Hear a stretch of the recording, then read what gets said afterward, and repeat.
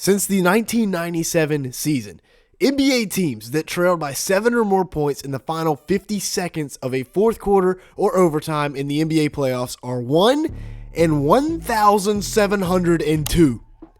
Enter the Indiana Pacers and their black magic. I don't know what they're doing in the locker room, sacrificing goats or what, but Tyrese Halliburton says overrate that. And after a 39-point performance in Game 2 from Pascal Siakam, the Pacers have pushed this up to a 2-0 series lead, and New York is in shambles once again.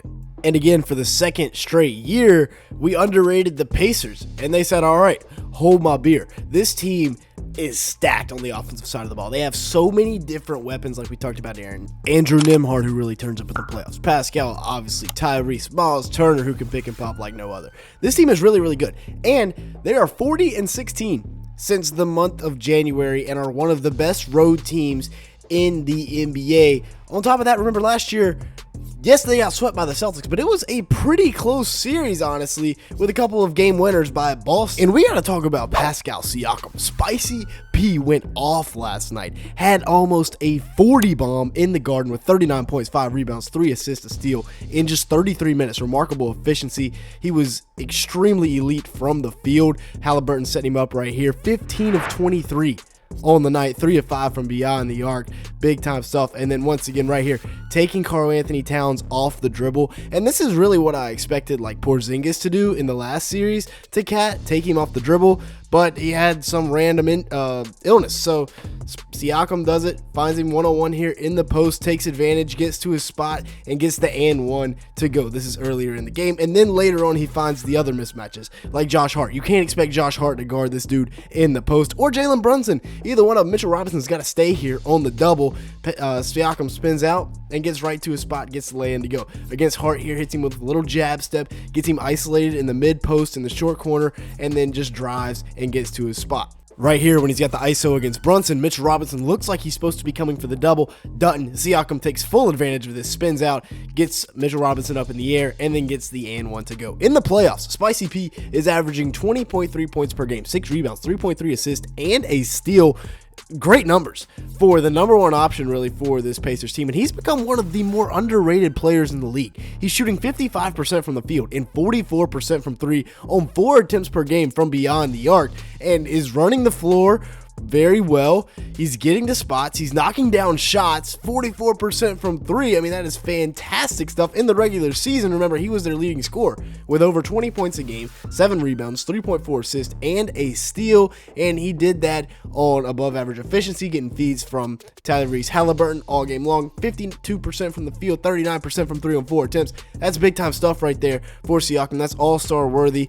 Not quite all-NBA worthy, but all-star worthy for sure. And then we got to talk about Halliburton, right? He had obviously the big moment in Game 1, which we'll talk about here in a second, and setting his teammates up. He didn't have the most efficient Game 2, but for a guy that's voted most overrated in the entire NBA, he's making a statement so far in these playoffs, having one of the craziest runs of all time. Almost had a triple-double last night with 14 points, 11 assists, 8 rebounds, 2 steals in 35 minutes, getting to spots, taking advantage of mismatches like right here against Karl Towns, and then Jalen Brunson, I mean, really. Tyrese is 6'6", Jalen Brunson's 6'1" on a good day, and he's just getting to his spots. Like I said, not the most efficient, 5 of 16 from the field. Not good, 3 of 10 from beyond the arc, but it's good enough, right? He's finding his teammates. He had 11 assists. He hit my bet, so I'm happy with that. Miles Turner, another guy that, I mean, this Pacers team just has so many dudes. Turner had 16 points, 3 boards, 2 assists, 2 blocks, and a steal last night. He wasn't the most efficient from 3, only 1 for 4, but he was knocking down shots with efficiency inside the 3-point line, 5 of 10 from beyond the arc, or 5 of 10 from the field, 1 of 4 from beyond the arc. And then this was the big one with 4.5 minutes left. Puts him up 6. That's a huge shot. Aaron Nesmith, who obviously was really good in Game 1, had a decent Game 2, finished with 12.7 rebounds and assists, a steal, and a block. We'll talk about his Game 1 heroics here in a second, however. And once again, coming off of a second, this is a big-time shot as well.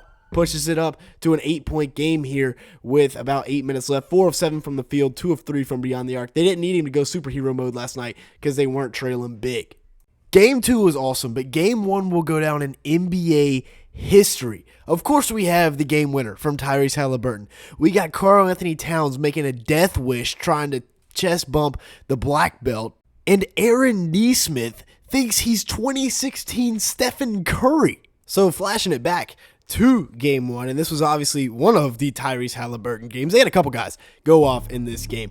Haliburton was one of them. He's obviously their point guard, their leader. He had 31 points, 11 rebounds, 4 assists, did that on 12 of 23 shooting from the field in 42 minutes, and these are big time shots down the stretch. 2:42 left, down 14. There's no way they win this game, right? Well, Haliburton gets them started, and then Haliburton gets them finished with maybe the craziest shot I've ever seen live with the suspense midair. This is a really, really tough take right through Josh Hart's chest, coming down the wire in OT, and then the shot fake, flyby, and knocking it down. Except that time it was a calculated lob to Obi Toppin. All right, if that would have went in, it would have been crazy. Nice pass to Nembhard right here, and then Aaron Nesmith, right? We talked about it earlier, turning into 2016 Steph Curry, unanimous MVP Steph Curry. He scored 20 points in 5 minutes down the stretch, hitting what? 7 straight threes, 6 straight threes, something ridiculous like that, bringing them back by himself. In 38 minutes, he had 30 points, 2 rebounds, 2 blocks, and a steal. But like I said, at like the 5-minute mark of the fourth quarter, he only had 10 points. Brings him all the way back, cuts it to 5 right here. He's 9 of 13 from the field, 8 of 9 from beyond the arc. One of the best clutch playoff performances I've ever witnessed. Taking Josh Hart off the dribble, cuts it to 2 right here with 22 seconds. Miles Turner cannot believe it. Andrew Nembhard also did his thing where he like turns into a stud in the playoffs, but is no good in the regular season. I don't get it, but it's 100% a trend. It's actually a real thing. In the playoffs, Nembhard averages almost 15 points per game, 5.5 assists, 3.4 boards, and 1.3 steals. While, yes, those are really good numbers, in the regular season, he's not even close. He shoots 52% from the field and 53% from 3 on 4.3 attempts per game this playoff in 12 games, which is not the biggest sample size in the world, but you compare that to the regular season like we're about to, where he averaged 10 points per game, so 5 less, 5 rebounds, half a rebound less, about 3.4 steals, makes big defensive plays like this, and he only shot 46% from the field and 29% from 3 on 2.7 attempts in the regular season. That is like an over 20 point, almost 25 percentage points higher in the playoffs than the regular season from 3 for Andrew Nembhard. On more attempts as well. And then you got Pascal Siakam. We talked about his big time game 2. Game 1, he was all right, finished with 17 points, 6 rebounds, 5 assists, 2 steals in 42 minutes. So obviously a really productive night. Getting downhill on Cat right here. Little shoulder bump, getting the and one as well. Continue to look for that matchup as this series progresses. And then this big time block that was eventually overturned, originally called a foul, but got a possession back for the Pacers. They can get timely stops. That is what makes this team so good. Turner in game 1 had 14 and 5 with a couple assists, a couple blocks, and a steal, which was obviously a very productive outing from him. Being able to knock it down in the pick and pop game is such a valuable asset for this Pacers team. And then just the attention that he draws, and that's, getting wide open dunks, wide open layups. Ben Mathurin also had a little bit of an impact in game 1. Obi Toppin as well got his 3 blocked, got it back, and hits a ridiculous reverse layup. He always turns up in the Garden, and I think I know why. Obviously, getting traded from the Knicks, that's a crazy. That was an and one, by the way. And then TJ McConnell putting on for all the 6-foot white boys out there. He just gives Knicks fans nightmares in the playoffs. With that being said, that's going to be it for today's video. Thank you so much for watching. Make sure to like button, leave me a comment down below, and hit that subscribe button. We're looking for 300 likes on today's video. And with that being said, thank you so much for watching.